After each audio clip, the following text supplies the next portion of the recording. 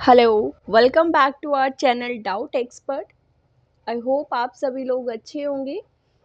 Okay, सो आज start करते हैं हम इस वीडियो में क्लास 9th की मैथ्स की। Okay, that is from the new NCERT and exercise number 5.1। Okay, so इसमें हम पूरी एक्सरसाइज कवर करेंगे, क्वेश्चन 1 to 7। तो सारे की सारी क्वेश्चंस हम इस चैप्टर में करने वाले हैं।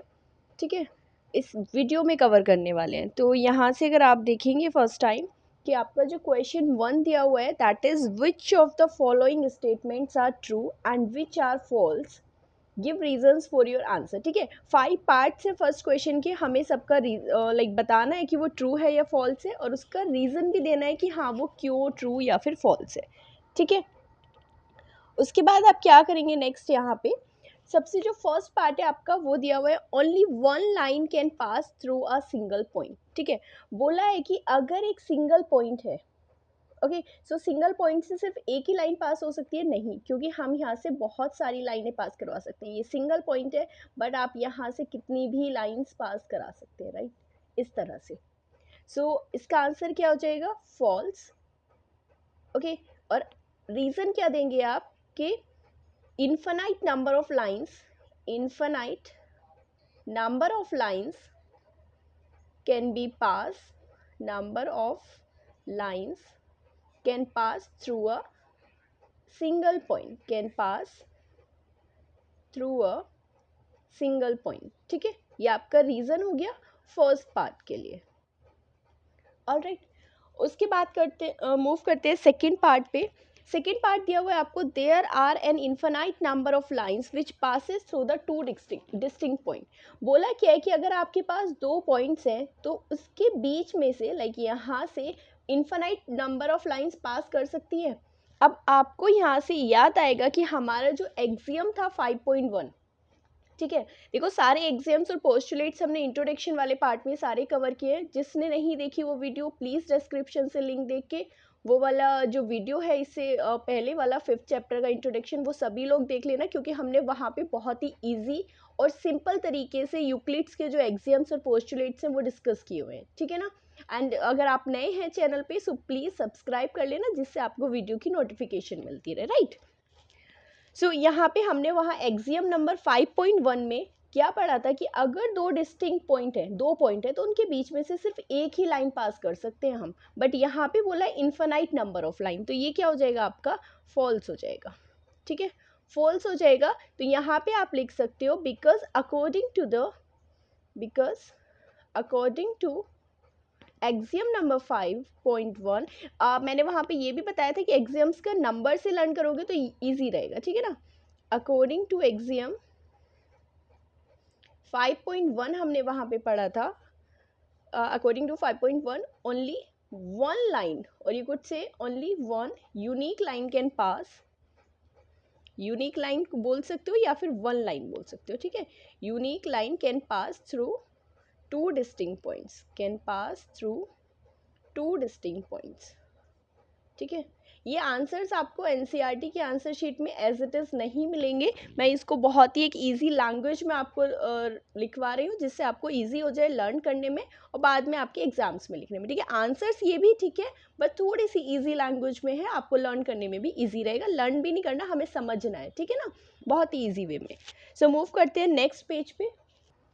ओके, ऑल राइट, सो यहाँ पे हमारा जो थर्ड पार्ट है वो कह रहा है a terminated line can be produce indefinitely on the three side, on both sides. तो बोला क्या है कि जो एक हमारी लाइन होती है, लाइक ये हमारी लाइन है, टर्मिनेटेड लाइन है, ठीक है ना, तो हम इसको दोनों साइड जो है वो कितना भी एक्सपेंड कर सकते हैं। ठीक है, प्रोड्यूस कर सकते हैं। सो ऑब्वियसली यस होगा, क्योंकि अगर हमारे पास ये लाइन है तो आप, ये लाइन है तो आप इसको ना भी आगे और इस साइड दोनों साइड लेके जा सकते हो। सो आपका ये जो हो जाएगा स्टेटमेंट, ये हो जाएगा ट्रू। अब आपको रीज़न इसमें कुछ नहीं देना है। अगर आपको याद होगा तो हमने इंट्रोडक्शन वाली पार्ट में पोस्टुलेट 2 में डिस्कस किया था, और पोस्टुलेट 2 में सिंपल सी एक लाइन दी हुई थी कि a terminated line can be produce indefinitely on both side. Okay, so आप इसमें यहाँ पे पोस्टुलेट 2 का रेफरेंस दे सकते हो। ठीक है, this is true according to, और you could say according to Euclid's, which Euclid's postulate number 2. Okay, postulate का नाम डाल सकते हो, postulate number 2। So second postulate में हमें ये बताया गया था। ओके, मूव करते हैं फोर्थ पार्ट पे। फोर्थ पार्ट में क्या दिया हुआ है, if two circles are equal then their radii will be equal. Radii क्या होगा, रेडियस का प्लूरल है, ठीक है ना। रेडियस मीन्स सिंगल रेडियस और रेडियाई मीन्स बहुत सारी रेडियस, ठीक है। सो रेडियाई क्यों यूज करा है कि जो भी हमारे पास सर्कल्स हैं, सो अगर equal area sorry equal radius के जो सर्कल्स होंगे, और sorry if two circles are equal, ठीक है, जो दो सर्कल्स इक्वल होंगे तो उनकी रेडियस भी इक्वल होगी। ऑब्वियसली हमने ये डिस्कस किया था कि अगर हमारे पास कोई भी दो थिंग्स हैं, ठीक है, और वो कॉन्साइड कर रही हैं, कॉन्साइड मीन्स ओवरलैप करने पर, जैसे कि आप ये पेपर के ऊपर, नोटबुक का पेपर के ऊपर पेपर आएगा, ठीक है, तो वो कॉन्साइड कर रहा है तो वो पेपर्स इक्वल है ऑब्वियसली। तो उसी तरह अगर हमारे दो सर्कल्स इक्वल है, लाइक एक दूसरे पे ओवरलैप कर जाएंगे और पूरी तरह कॉन्साइड कर रहे हैं, तो इट मीन्स उनकी रेडियस इक्वल होगी, ठीक है। सो आप यहाँ पे इसे लिखोगे ट्रू। एंड अगर आपको यहाँ पे इसका रीज़न देना है, सो रीज़न आप दे सकते हो कि the equal circles will coincide, okay, will coincide, so their radii will be equal, so their radii will be equal, और radii we can use क्योंकि हम यहाँ पे दो रेडियस के बारे में बात कर रहे हैं, so their radii are equal, ठीक है। छोटा सा रीज़न देना है आपको। मूव करते हैं इसके फिफ्थ पार्ट पर। ओके, सो ये है आपका फिफ्थ पार्ट। इसमें दिया हुआ है फिगर 5.9, लाइक यही आपका बुक में 5.9 है न्यू एनसीईआरटी में। ओके, वहाँ पे दिया हुआ है कि इफ ए बी, ये जो लाइन आपकी A B is equal to P Q and P Q is equal to X Y, दो चीज़ें दी हुई है। देखो यहाँ पे क्या दिया हुआ है हमें, A B is equal to P Q, okay, and this P Q and X Y is equal, P Q is equal to X Y. So आपको एक्सियम 1 याद होगा। एक्सियम 1 क्या कहता था कि if two equals are equal to equals then they are equal to one another, right. कि अगर A B भी पी क्यू के इक्वल है और एक्स वाई भी पी क्यू के इक्वल है, ए बी पी क्यू के इक्वल है, हमने एक एग्जाम्पल लिया था कि अगर ए बी के इक्वल है और सी भी बी के इक्वल है, सो जो ए और सी होंगे वो दोनों भी आपस में इक्वल होंगे। इसी तरह अगर ए बी पी क्यू के इक्वल है और एक्स वाई भी पी क्यू के इक्वल है, तो ए बी और एक्स वाई भी आपस में क्या हो जाएंगे, A B will be equals to X Y, ठीक है ना। सो आप यहाँ पे मेंशन कर दोगे, ये वाला जो आपका स्टेटमेंट है वो हो जाएगा आपका ट्रू। अकॉर्डिंग टू एक्सियम 1, जो हमारी एक्सियम 1 थी, एक्सियम 1 वो क्या दिया हुआ था यहाँ पर, things like if equals are equal to one thing, if equals are equal to one thing, then okay, I will make a change here. It will be the things which are equal to one thing, because दो things है ना which are equal to one thing, then they are equal to, then thing are equal to one another, are equal to one another. मैंने as it is वही वाला sentence लिख दिया, ठीक है, लैंग्वेज चेंज नहीं करी, एक्सियम 1 एज इट इज लिख दिया, ठीक है। सो एक्सियम्स को अच्छे से याद कर लेना। मूव करते हैं नेक्स्ट पेज पे, सेकंड क्वेश्चन पर। ओके, सो ये है आपका सेकंड क्वेश्चन। दिया हुआ है give a definition for each of the following terms, like यहाँ पे ना कुछ टर्म्स दिए हुए हैं हमें और बोला है कि हमें उनको डिफाइन करना है, ठीक है। और उस डेफिनेशन में are there other terms that need to be defined first, कि उन लाइक जो आपके टर्म्स हैं क्या उनमें भी कुछ, सॉरी जो आपकी डेफिनेशंस हैं क्या उसमें भी कुछ टर्म्स हैं जिनको हमें डिफाइन करना होगा, वो कौन सी हैं और उनको कैसे आप डिफाइन कर सकते हो। सिंपली अगर हम पैरेलल लाइंस की बात करें तो पैरेलल लाइंस क्या होती हैं, लाइक इस तरह से दो लाइंस होती हैं, ठीक है ना, जो आपस में इंटरसेक्ट नहीं करती। सो आप यहाँ पे एक छोटी सी डेफिनेशन लिखोगे पैरेलल लाइंस की, the lines which do not intersect each other, lines which do not intersect each other, do not intersect each other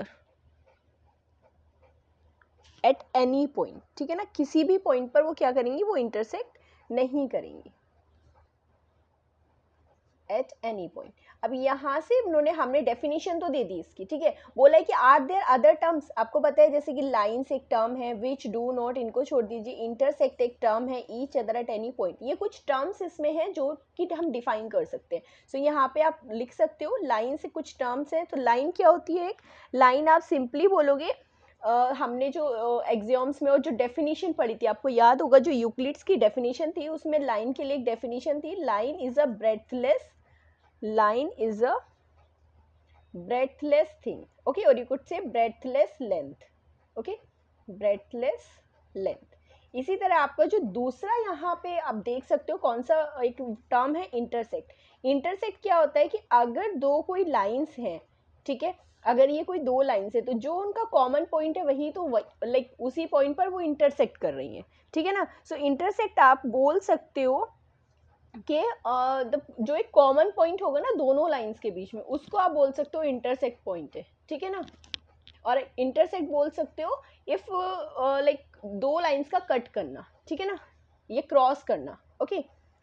intersect आप बोल सकते हो when two lines cross each other, when two lines cross each other, ठीक है ना, वो cross करती हैं उसी को तो इंटरसेक्ट बोलते हैं ना, क्रॉस ईच अदर, सिंपल सी डेफिनेशन हो जाएगी।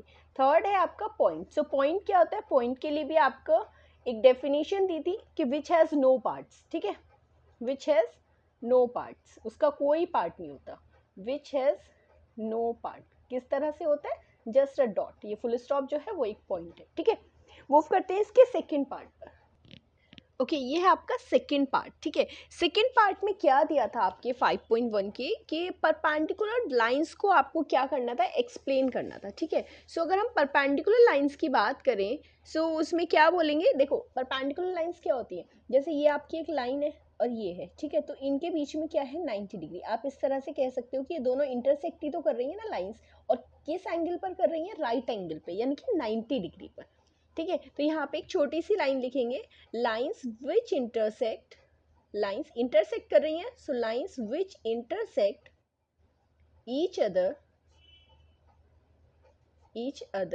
एट राइट एंगल बोल सकते हो या फिर 90 डिग्री बोल सकते हो, ठीक है ना, तो कुछ भी बोल सकते हो, 90 डिग्री बोल देते हैं, 90 degree are called perpendicular lines, ठीक है। अब इसमें एक क्वेश्चन अराइज हो रहा था यहाँ से कि are there any terms, like कुछ ऐसी टर्म्स हैं जो हमें इसे डेफिनेशन को डिफाइन करने से पहले उनका डिफाइन कर सकते हैं। हाँ, एक टर्म है आपका लाइंस, एक है आपका इंटरसेक्ट, और एक आता है नया टर्म जो है आपका 90 degree, okay. So you can, हम यहाँ पे क्या लिख सकते हैं कि yes before defining, like before defining this, और you could say we need to define, directly लिख सकते हो आप यहाँ पे, we need to define the terms, we need to define the terms like lines, ठीक है। पहला टर्म क्या है आपका? lines, दूसरा टर्म क्या है आपका? intersect, और तीसरा टर्म क्या है आपका? 90 डिग्रीज, ठीक है ना। इन तीनों को हमें बताना है कि 90 डिग्रीज क्या है, टर्म्स क्या है, लाइंस क्या है। सो सबसे पहले आप यहाँ पे लाइंस को बोल सकते हो, लाइंस क्या होती है या फिर लाइन क्या होती है? लाइन हमने जैसे पहले पढ़ा, line is a breathless length, line is a breathless length, ठीक है, जिसकी ब्रेथ नहीं होती, सिर्फ लेंथ होती है। दूसरा हमारा पॉइंट है इंटरसेक्ट। सो जैसा हमने लास्ट फर्स्ट पार्ट में भी लिखा था, इंटरसेक्ट क्या होता है?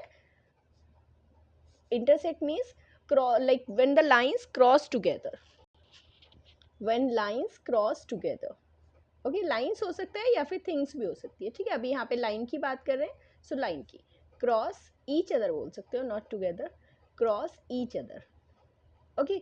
और थर्ड है आपका 90 डिग्री। सो 90 डिग्री क्या होता है? 90 डिग्री आप अगर डिफाइन करना चाहते हो तो मतलब राइट एंगल, ये 90 डिग्री यानी कि राइट एंगल, ठीक है ना।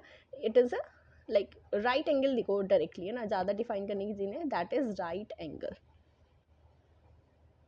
ओके। ये हो गया आपका सेकेंड पार्ट। इसके बाद आपके थर्ड पार्ट में बोला है line segment.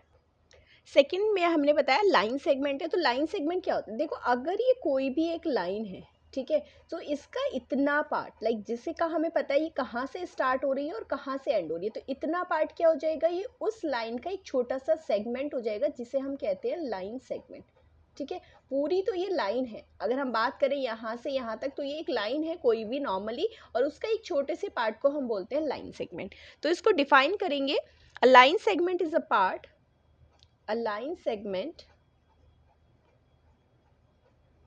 Is a part which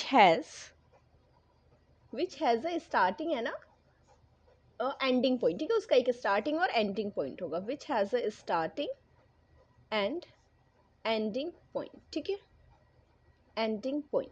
अभी इसमें जैसे कि हमें दिया हुआ है कि क्वेश्चन में कि क्या इसमें कुछ ऐसे टर्म्स हैं जो हम डिफाइन कर सकते हैं पहले। सो यहाँ पे एक टर्म आया है आपका, ओके शायद ये उससे हो गया, पार्ट ऑफ लाइन बोल सकते हो, लाइन पार्ट की जगह हम क्या बोल सकते हैं, पार्ट ऑफ लाइन, ठीक है ना, विच हैज स्टार्टिंग। सो यहाँ से एक टर्म आपका लाइन आता है, एक आपका स्टार्टिंग पॉइंट और एक एंड पॉइंट बोल सकते हो, ये आपके कुछ टर्म्स हैं, ठीक है ना। सो आप यहाँ पे फिर से एक लाइन लिखोगे, वी नीड टू डिफाइन, जो हमारे टर्म्स हैं वो कौन से टर्म्स हैं, we need to define the terms. एक टर्म आ जाएगा आपका लाइन, ठीक है, दूसरा टर्म आ रहा है आपका स्टार्टिंग पॉइंट, एक आ जाएगा आपका सिंपली पॉइंट भी, ठीक है ना, पॉइंट भी एक टर्म है, और एक है आपका एंड पॉइंट। ओके ये आपके कुछ टर्म्स हैं, उनको हम यहाँ पे डिफाइन कर देते हैं। लाइन की हमने डेफिनेशन पहले भी लिखी है, line is a breathless length, so same ही आप यहाँ पे मेंशन करोगे, line is a breathless okay length. ये हो गई लाइन की डेफिनेशन। दूसरा आपका पॉइंट है एक, सो पॉइंट की डेफिनेशन क्या थी, which has no parts, point has no parts या फिर which has no parts, okay. Third आपकी आ जाता है starting point. So starting point किसको बोलेंगे, जहाँ से लाइन सेगमेंट शुरू हो रहा है, starting point. From where a thing starts, कोई भी थिंग हो सकती है, from where a thing start, from where a thing start, okay. और सिमिलरली अगर एंड पॉइंट की बात करेंगे तो वो क्या आ जाएगा, end point. So end point आ जाएगा where okay where a thing stops, where a thing stops, okay that will be the end point. So ये हो गया आपका थर्ड पार्ट। इसके बाद इसमें जो फोर्थ है आपका वो है, नेक्स्ट पेज पे करते हैं, ओके ओके। सो ये है आपका फोर्थ पार्ट, जिसमें हमें डिफाइन करना है कि रेडियस ऑफ अ सर्कल क्या होती है, ठीक है। एक एग्जांपल लेते हैं कि अगर ये आपके पास एक सर्कल है और ये इसका सेंटर है, सो सेंटर से उस सर्कल के सरकमफ्रेंस तक या सर्कल तक की जो डिस्टेंस होती है उसे हम क्या बोलते हैं, रेडियस बोलते हैं। यही थी ना डेफिनेशन, बड़ा सा सर्कल बना के डिफाइन कर देते हैं, ये रेडियस सेंटर है और सेंटर से सर्कल तक की जो डिस्टेंस होती है उसको बोलते हैं हम रेडियस। तो इसे किस तरह डिफाइन करेंगे, ओके एक छोटी सी लाइन सेगमेंट आप इसे बोल सकते हैं कि जो लाइन सेगमेंट आपका सेंटर से सर्कल तक जाए, ठीक है ना, उस तक होता है, और किसी भी पॉइंट पर हो सकता है, वो यहाँ भी हो सकता है, यहाँ तक भी। तो ये सारी डिस्टेंसेस आपकी क्या हो जाएंगी, वो रेडियस होंगी। तो यहाँ पे आप बोलोगे अ लाइन सेगमेंट, एक ऐसी लाइन का सेगमेंट ही होगा, ठीक है ना, वो लाइन नहीं है, लाइन का सेगमेंट है, क्योंकि इसका एक स्टार्टिंग और एंडिंग पॉइंट है, ठीक है। A line segment from the centre of the circle, कहाँ से कहाँ तक, from the centre of the circle, और कहाँ तक होगा, to any point on the circle, circle के किसी भी पॉइंट तक, ठीक है, to any point of the circle, to any point on the circle, ठीक है। ये हो गई आपकी definition.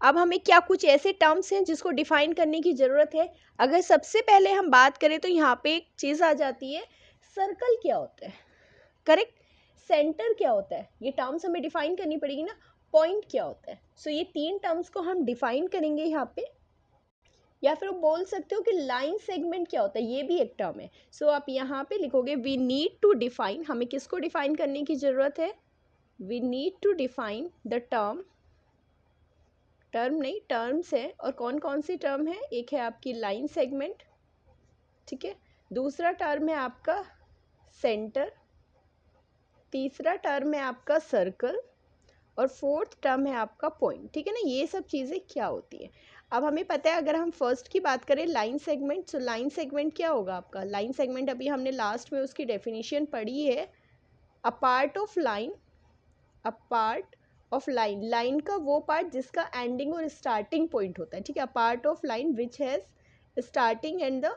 Ending point, which has a starting and and point, okay, starting and and point. इसी तरह दूसरा टर्म क्या है आपका जिसे हमें डिफाइन करना है, वो है आपका सेंटर। सो अगर सेंटर की बात करें, सो सेंटर क्या होगा, सेंटर एक वो पॉइंट है। आप सेंटर को कैसे डिफाइन करोगे, देखो यहाँ सेंटर से अगर सर्कल पे देखो तो वो क्या है, एक फिक्स्ड डिस्टेंस है। क्या है वो, डिस्टेंस फिक्स्ड है। तो आप यहाँ से ये बोलोगे कि सेंटर एक पॉइंट है, अ पॉइंट फ्रॉम वेयर जहाँ से सर्कल एक फिक्स डिस्टेंस पर है, from where the circle is at fix distance, the circle is at fixed distance. ठीक है ना, वो क्या हो जाएगी आपका सेंटर हो जाएगा। हमें पता है ना कि जो सेंटर से सर्कल तक की जो डिस्टेंस होती है वो फिक्स होती है। ठीक है, तो एक वो पॉइंट जहाँ से सर्कल एक फिक्स्ड डिस्टेंस पर है वो हो जाएगा आपका सेंटर। थर्ड आता है आपका सर्कल। ठीक है, सर्कल क्या है,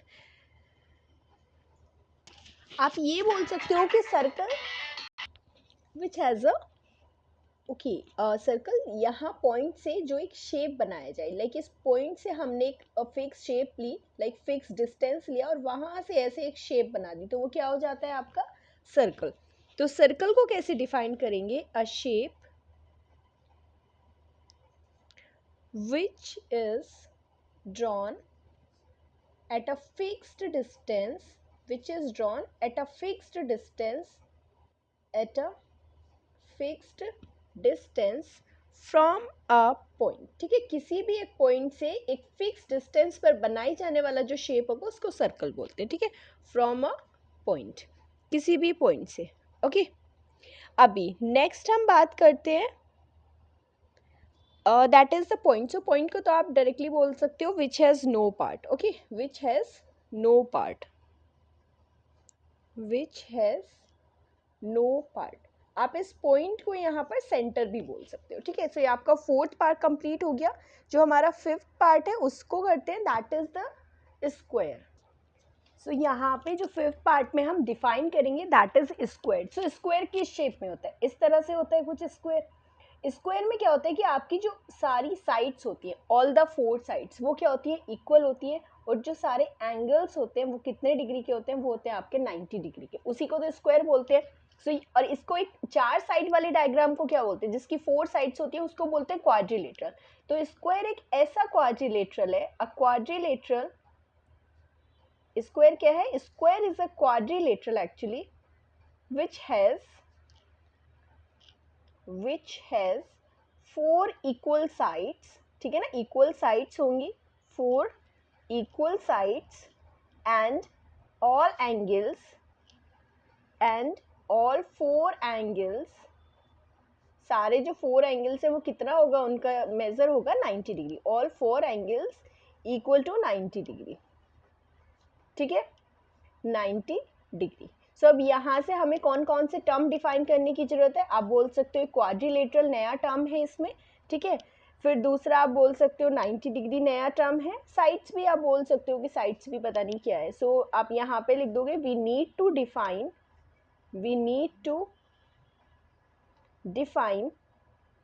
क्वाड्रिलेटरल। ठीक है, एक टर्म है जो हम डिफाइन करेंगे दैट इज क्वाड्रिलेटरल। दूसरा आप बोल दोगे साइड्स। ठीक है, एंड ये आप बोल दोगे 90 डिग्रीज। तो हम इन तीनों टर्म्स को डिफाइन कर देंगे। यहाँ पे क्या हो जाएगी, अगर पहला टर्म डिफाइन करेंगे क्वाड्रिलेटरल, तो क्वाड्रिलेटरल क्या होता है, अभी जैसा हमने बताया कि क्वाड्रिलेटरल की फोर साइड्स होती है। ठीक है ना, सो कोई भी एक फिगर होगा जिसकी फोर साइड्स होंगी। ठीक है, क्लोज्ड फिगर होगा। तो क्वाड्रिलेटरल क्या है, क्लोज्ड फिगर है। अ क्लोज्ड फिगर, क्लोज्ड है ना, ये ओपन नहीं है। लाइक फोर साइड्स इस तरह से भी हो सकती है बट वो ओपन हो जाएगा। हमारा क्या है, क्लोज्ड फिगर है।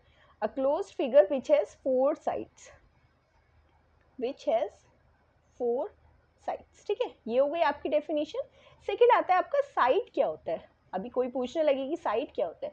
सो साइड आप बोल सकते हो कि लाइक आपकी कोई भी एक, जैसे ये है पेपर है या कुछ होगा, एक रेक्टेंगल है, उसकी जो एज होती है, एज को हम बोलते हैं साइड। ठीक है ना, एज ऑफ अ फिगर, उसको क्या बोलते हैं हम, साइड बोलते हैं, जो किसी फिगर की जो एज होती है। ठीक है, उसके बाद आता है आपका 90 डिग्री क्या होता है। 90 डिग्री हमें पता है, जिसका उसको हम बोल देते हैं राइट एंगल। ठीक है ना, क्या बोल देते हैं, right angle means right angle. ठीक है, सो ये आपकी डेफिनेशन हो गई इससे।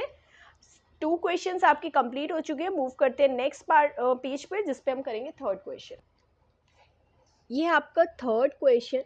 सो थर्ड क्वेश्चन कहते हैं consider the two lines, sorry consider two postulates, like इन दोनों को हमें क्या कंसीडर करना है, पोस्टुलेट्स, ठीक है। पहला पोस्टुलेट कहता है given any two distinct points A and B there exist a third point which is in the between A and B.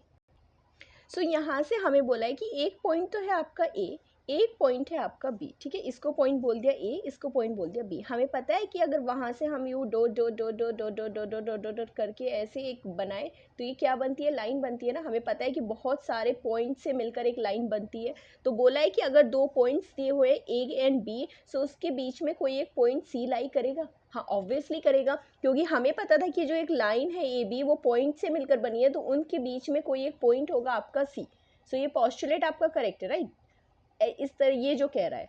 फिर उसके बाद दूसरा बोल रहा है there exist at least 3 points that are not in the same line, ठीक है, that are not in the same line. अगर हमें एक ही लाइन बनानी है तो उसके लिए कितने पॉइंट्स की जरूरत है, एक ए की जरूरत है और एक बी की जरूरत है, ठीक है। अगर हमें थर्ड पॉइंट भी लेना है और जो कि ये बोले कि सेम लाइन में नहीं होगा, सो अगर हम दो ही पॉइंट्स लेंगे, सो दो पॉइंट्स तो एक लाइन में होंगे। सो ऐसे कितने पॉइंट्स ले सकते हैं हम, कम से कम जो एक लाइन में ना हो, तो एक थर्ड पॉइंट लेना होगा ना। अभी देखो ये तीनों जो पॉइंट्स हैं वो लाइन में नहीं है। इट मीन्स कि हमें एटलीस्ट 3 पॉइंट्स तो चाहिए जो कि सेम लाइन में ना हो, क्योंकि 2 पॉइंट्स तो सेम लाइन में हो सकते हैं, ठीक है। कहते हैं do these postulates contain any undefined terms. कौन सी अनडिफाइंड टर्म्स हो सकती है, डिस्टिंक्ट बोल सकते हो आप, डिफरेंट को बोल सकते हो, ठीक है। और दूसरी क्या पॉइंट्स हो सकते हैं, आपका पॉइंट आपका एक टर्म है। सो यहाँ से yes the undefined terms are, कुछ टर्म्स है आपकी, ये फर्स्ट वाले का आंसर हो जाएगा, ठीक है ना। अनडिफाइंड टर्म्स आर, पहला टर्म हम ले सकते हैं पॉइंट। सो पॉइंट क्या बोलेंगे, which has no parts, which has no parts, ठीक है। यहाँ से आप वही सारे ले सकते हैं टर्म्स जिनकी डेफिनेशंस हमने पढ़ी थी। There exist at least 3 points, point हमने डिफाइन कर दिया, which are not in the same line. So line को भी डिफाइन कर सकते हो आप यहाँ से। लाइन क्या था, line is a breathless length, line is a breathless length, जिसकी कोई ब्रेथ नहीं होती, ठीक है ना, ब्रेथलेस लेंथ। ये हो गया आपका फर्स्ट का आंसर कि do these postulate contain undefined terms. Second आता है आपका are these postulates consistent. Consistent का मतलब होगा कि हाँ ट्रू है, बट वो एक दूसरे को भी फॉलो कर रही है, लाइक वो एक दूसरे के अगेंस्ट है, नहीं है, कॉन्ट्राडिक्ट तो नहीं कर रही। अगेंस्ट मतलब कॉन्ट्राडिक्ट नहीं कर रही या फिर कुछ भी, तो कंसिस्टेंट है। सो आप ये बोलोगे पोस्टुलेट्स डू नॉट, लाइक यहाँ पे जो पोस्टुलेट्स है they are consistent. Yes given postulates are consistent, given postulates are consistent, ठीक है। अब कंसिस्टेंट क्यों होंगे, आप यहाँ से देख सकते हो। पहला पोस्टुलेट कह रहा है कि दो डिस्टिंक्ट पॉइंट है, उनके बीच में एक पॉइंट लाई करेगा, करेक्ट है, एक लाइन के बारे में बात कर रहा है वो। थर्ड बोला है कि उसमें 3 एटलीस्ट पॉइंट होने चाहिए जो सेम लाइन में नहीं है, ठीक है। ये सारे पॉइंट्स थे, और अगर आपको एक तीसरा पॉइंट और चाहिए जो एक लाइन में ना हो, तो उसके लिए एटलीस्ट 3 पॉइंट्स चाहिए। तो हाँ, जो हमारे दिए हुए पोस्टुलेट्स होंगे वो कंसिस्टेंट होंगे, ठीक है। थर्ड आ रहा है do they follow the Euclid's postulates. Obviously follow करेंगे। अगर आपको याद होगा कि यूक्लिड का जो फर्स्ट पोस्टुलेट था, फर्स्ट पोस्टुलेट ही आपका ये था कि जो आपके दो डिस्टिंक्ट पॉइंट हैं उनके बीच में सिर्फ एक लाइन बन सकती है, ठीक है ना। सो ये जो आपके पोस्टुलेट्स यहाँ पे दिए हुए हैं वो फॉलो करते हैं यूक्लिड पोस्टुलेट को। तो यू विल राइट है yes given like these follow the Euclid's postulate, these follow the Euclid's postulates, okay।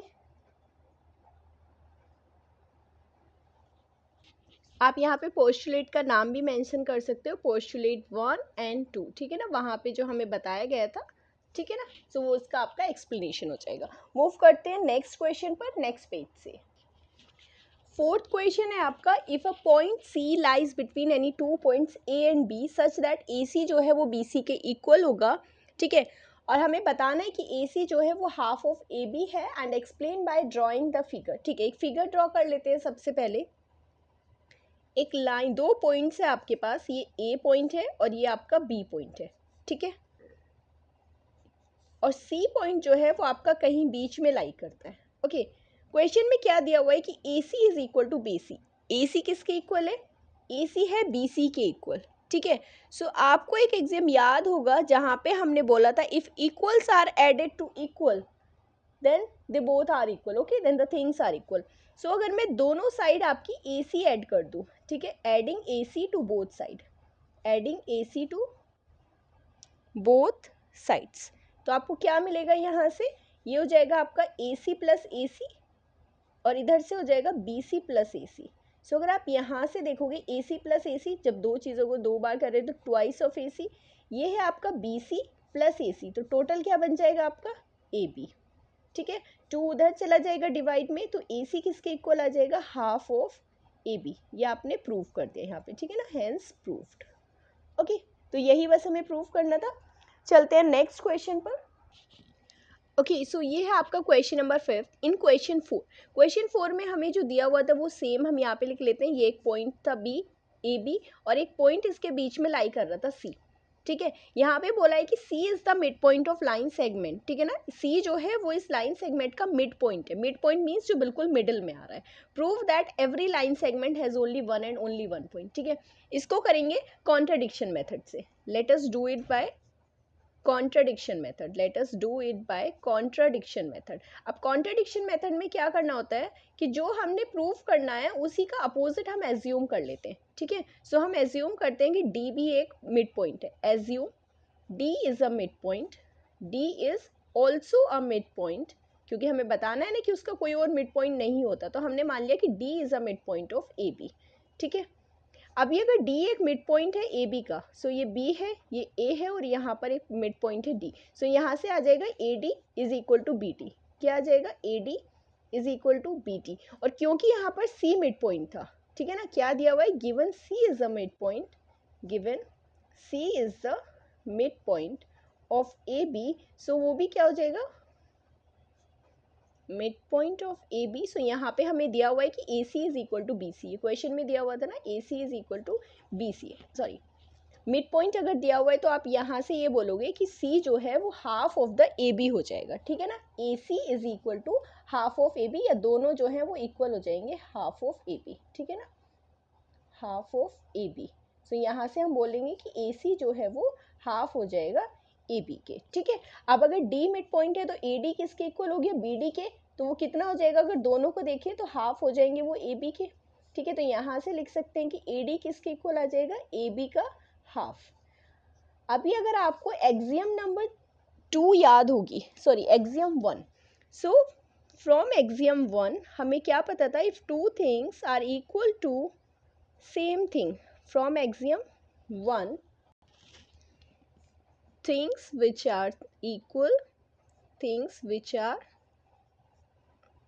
equal to same thing, equal to same thing, मतलब दो ऐसी चीज़ें जो एक ही चीज़ के इक्वल हों, things which are equal to same thing are equal to each other, are equal to each other, are equal to one another, okay, are equal to each other। तो यहाँ से आपको क्या मिलेगा कि ए सी भी A B by two के equal है, ए डी भी A B by equal, A B by two के इक्वल है। सो ए सी और ए डी भी आपस में क्या हो जाएंगे, इक्वल हो जाएंगे। यहाँ से क्या मिलेगा, ए सी किसके इक्वल हो जाएगा, ए डी के इक्वल हो जाएगा। अब अगर आप देखो कि ए सी और ए डी दोनों इक्वल हैं, लाइक यहीं पर डी होगा, इसी पॉइंट को फिर डी बोलेंगे ना, ए सी और ए डी सेम ही तो हो जाएंगे फिर। तो यहाँ पे हम इसको बोल सकते हैं कि therefore like this our assumption is wrong, our assumption is wrong and one line can have only one midpoint. Our assumption is wrong and therefore a line segment has only one midpoint. A line segment has only one midpoint. Okay, ये आपका prove हो जाएगा question number 5 में। आपको exams और वो सब याद करने हैं बस, ठीक है ना, लर्न करने हैं और रिमेंबर करने हैं कि हाँ आप भूलें ना उनको, ठीक है ना, has only one mid point. Okay, so question number 5 के बाद मूव करते हैं हम नेक्स्ट पेज पे, क्वेश्चन नंबर 6 के लिए। ओके, सो क्वेश्चन नंबर 6 में क्या दिया हुआ है कि इन फिगर 5.10, इस फिगर को 5.10 बोला गया है, 10, if A C is equal to B D, ठीक है, ए सी किसके इक्वल है, बी डी के इक्वल है। ये आपका ए सी है और ये आपका बी डी है, ठीक है। दूसरा बोला है आपको, ठीक है। फिर उसके बाद हमें क्या करना है, प्रूफ करना है कि जो ए बी है वो सी डी के इक्वल है। सो एग्जाम था हमारा जिसमें हम बोल सकते हैं if the same thing is subtracted from the two things, okay, then they both are equal, okay. या फिर आप बोल सकते हो वी नो, ठीक है, हमें पता है कि एग्जाम थर्ड में क्या दिया हुआ था, if equals are subtracted from equals, if equals are subtracted from equals, subtracted from equals, then they both are equal, then the remainders are equal actually, अगर हम एग्जैक्टली वही लिखे then the remainders are equal। तो हम क्या कर रहे हैं, हमारे पास दो चीज़ें हैं, AC है और BD है, हम इन दोनों में से BC को सब्ट्रैक्ट कर देते हैं। तो आप क्या लिखोगे, subtract BC from both side, subtract BC from both sides, ठीक है, दोनों साइड से हमने BC सब्ट्रैक्ट कर दिया, तो क्या मिलेगा, यहाँ से मिल जाएगा आपको AC माइनस BC, तो वो भी इक्वल होगा जब आप सब्ट्रैक्ट करोगे BD माइनस BC। अभी देखो, अगर AC में से BC को सब्ट्रैक्ट कर दिया तो कितना मिलेगा, AB, ठीक है, और अगर इस पूरी लाइन BD में से BC सब्ट्रैक्ट कर दिया तो क्या मिलेगा, CD। तो हमने ये प्रूफ कर दिया कि AB is equal to CD। ये था आपका क्वेश्चन नंबर 6। मूव करते हैं नेक्स्ट पेज पे। ये आपका 7th क्वेश्चन, जो कि लास्ट क्वेश्चन है, why is axiom 5 in the list of the Euclid's axiom, like Euclid's का जो एक्सियम वाली लिस्ट है उसमें जो आपका एक्सियम नंबर 5 था, क्योंकि नोट करना है यहाँ पे कि question is not about the 5th postulate, postulate में भी आपको एक एक्सियम है 5.1, उसके बारे में वो बात नहीं कर रहा है, वो कह रहा है कि इन the list of the Euclid's axiom considered a universal truth, कि जो आपका एक्सियम नंबर 5 है उसको हमने यूनिवर्सल ट्रूथ क्यों कंसिडर किया जाएगा। सो अगर आपको याद होगा, सो एक्सियम 5 क्या था कि whole is always greater than the part, whole is greater than, whole is actually always greater than the part, always greater than the part, ठीक है। सो इसको यूनिवर्सल ट्रूथ क्यों बोला जाएगा, अभी जैसे हमने बताया था कि अगर हमारे पास एक सर्कल है और इसका एक छोटा सा सेक्टर है, तो छोटा सा सेक्टर उसका एक पार्ट है, सो जो ये पूरा सर्कल था वो पार्ट से हमेशा बड़ा होगा। इसका हमने एक और एग्जांपल लिया था पिज़्ज़ा का, कि उसमें बहुत सारी स्लाइसेस हैं, तो वो जो एक स्लाइस होगी, ठीक है ना, एक स्लाइस का जो पिज़्ज़ा का पार्ट है, एक पार्ट, वो पूरे पिज़्ज़ा से हमेशा छोटा होगा, या फिर बोल सकते हो पूरा पिज़्ज़ा जो होल है that is greater than the part, ठीक है ना। तो ये बोला यूनिवर्सल ट्रूथ क्यों है। अभी हम बोले कि ये पूरी आपकी अर्थ है, क्या है, ये आपकी अर्थ है, ठीक है, और यहाँ पे छोटा सा आपका मैप बना हुआ है इंडिया का। सो इंडिया एक पार्ट है, सो अर्थ जो होगी वो हमेशा बड़ी होगी इंडिया से, राइट। सो होल क्या हो गया, अर्थ हो गया, पार्ट क्या हो गया, इंडिया हो गया। तो आप इसको इसलिए बोल सकते हो कि यूनिवर्सल ट्रूथ है, क्योंकि ये ऑल ओवर द यूनिवर्स आपका हर फील्ड में फॉलो करेगा, एग्जिस्ट करेगा, ठीक है ना। सो आप यहाँ पे इसका आंसर लिख दोगे, it will be considered as a universal truth. This axiom is considered,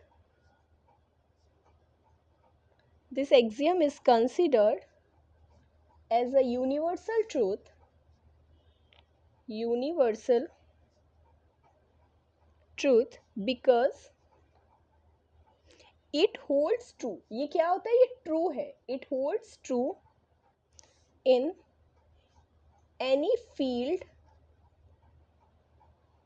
in any field or any part of the world, ठीक है, वर्ल्ड के या फिर यूनिवर्स के किसी भी पार्ट में, किसी भी फील्ड में ये होल्ड करता है, एनी फील्ड और any part of the universe, ठीक है ना, ऑफ द यूनिवर्स। तो ये आपका इसका आंसर हो जाएगा, ठीक है ना। ये सिर्फ एक लिमिटेड मैथ्स के लिए नहीं है, सभी जगह के लिए है, पूरे यूनिवर्स में, तो उसको बोलेंगे हम यूनिवर्सल ट्रूथ। इसी के साथ आपकी 5.2 कंप्लीट हो गई, एंड ऑल्सो आपका 5 चैप्टर भी कंप्लीट हो गया, क्योंकि 5 में आपकी सिर्फ एक ही एक्सरसाइज है। जिसको जहाँ कहीं भी कुछ इश्यू हो, नहीं समझ आया हो, तो वीडियो को एक बार और देख लेना, जिससे अच्छे से समझ आ जाएगा। आंसर्स बहुत ईजी लैंग्वेज में दिए हुए हैं, तो उनको अपना नोटबुक में नोट डाउन कर सकते हो आप, ठीक है। फिर भी आपका कोई डाउट रहता है तो आप हमें व्हाट्सएप या टेलीग्राम पे मैसेज कर देना, आपका डाउट क्लियर हो जाएगा। एंड आई होप आपको सब पसंद आया होगा। So please like and share the video अपने बैचमेट्स के साथ, क्लासमेट्स के साथ, एंड न्यू है आप चैनल पे तो please subscribe the channel also, ठीक है। मिलते हैं नेक्स्ट वीडियो में चैप्टर नंबर 6 के साथ। Okay, thank you.